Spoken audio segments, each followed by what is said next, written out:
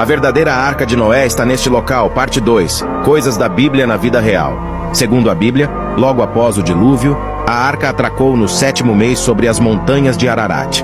Mas, para contarmos a história completa, vamos voltar ao ano de 1948, onde habitantes de uma vila próxima às montanhas do Monte Ararat, no leste da Turquia, relataram que um terremoto movimentou as montanhas, revelando de repente uma silhueta muito semelhante a uma embarcação de grande porte. Embora vejamos isso como um evento extraordinário, não foi algo que repercutiu nas notícias da época até 1959, quando o piloto de um avião turco tirou fotos aéreas das montanhas de Ararat. Uma dessas fotos capturou a imagem de um objeto com a forma de um barco. Ao ver essas imagens, o Dr. Arthur Brandenburger, um especialista em fotogrametria histórica da Universidade Estadual de Ohio, nos Estados Unidos, concluiu: "Não tenho dúvida de que este objeto é um barco. Ao longo de toda a minha carreira, nunca vi um objeto como este em uma fotografia aérea." Em seguida, em 1960, uma equipe da revista Life dos Estados Unidos realizou uma expedição de 1 dia e meio no local. Esse tempo foi suficiente para realizar alguns testes científicos. Ao chegar, eles fizeram uma explosão com dinamite em um dos lados e, embora algumas madeiras petrificadas tenham sido reveladas, a conclusão deles foi que não havia nada de interesse arqueológico. A única informação relevante para eles era que essa estrutura foi feita pelo homem e não era uma formação natural da Terra. Então, eles deixaram de lado.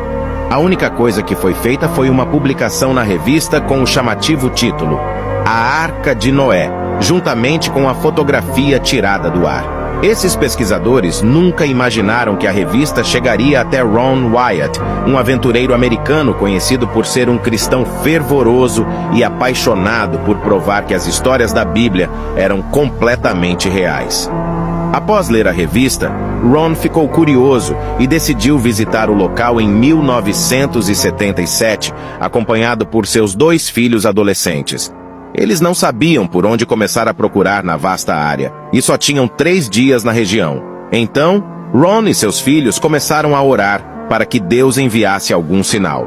E acredite ou não, foi exatamente o que aconteceu. O táxi parou no meio do caminho sem explicação, e quando saíram do carro, você não vai acreditar no que encontraram. No mesmo local, eles viram uma estranha pedra perfurada com inscrições. Sem entender o que estava acontecendo, Ron e sua equipe continuaram sua viagem. Mas a cada trecho, encontravam outra pedra como aquela. Essas pedras são conhecidas como âncoras de pedra e serviriam exatamente como contrapeso em uma embarcação.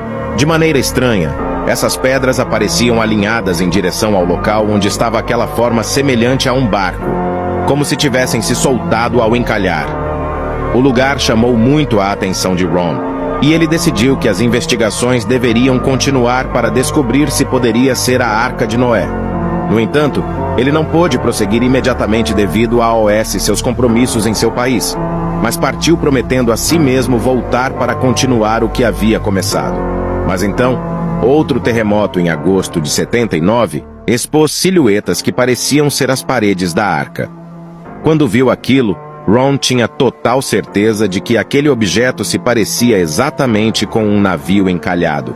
Foi por causa disso que, aproveitando os avanços da ciência e os novos instrumentos, decidiu continuar com a expedição para confirmar essa hipótese.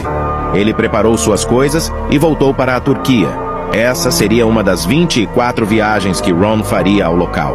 No entanto, havia algo que não fazia sentido para os estudiosos, que eram as dimensões e as medidas da arca. A Bíblia diz que a arca possuía 300 côvados de comprimento, 50 côvados de largura e 30 de altura, com 3 andares, um embaixo, outro no meio e outro em cima. Se convertermos 300 côvados hebraicos para metros, obtemos uma medida de aproximadamente 135 metros. No entanto, após ser medida a extensão do formato de barco nos montes de Ararat, foi obtido 157 metros de comprimento. Em outras palavras, a arca era cerca de 20% maior do que o descrito na Bíblia. Esse fato era um dos argumentos mais fortes dos estudiosos para que essa não fosse a verdadeira Arca de Noé. Mas Ron não desistia facilmente. Ele estava convencido de que aquela era a Arca do Dilúvio. E ao refletir, lembrou de um fato histórico que muitos ignoraram. Quem foi o autor do Gênesis? Para aqueles que não sabem, o autor foi Moisés.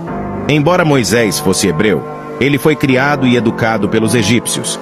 Teria sentido pensar então que Moisés não conhecia as medidas dos côvados hebreus, mas sim dos côvados egípcios, pois são duas medidas completamente diferentes, o que exigia fazer a conversão novamente.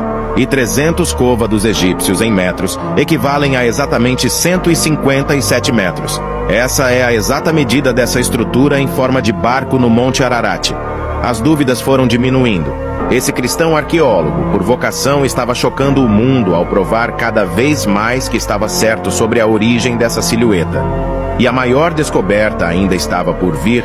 Ron não fazia ideia do que estava prestes a encontrar.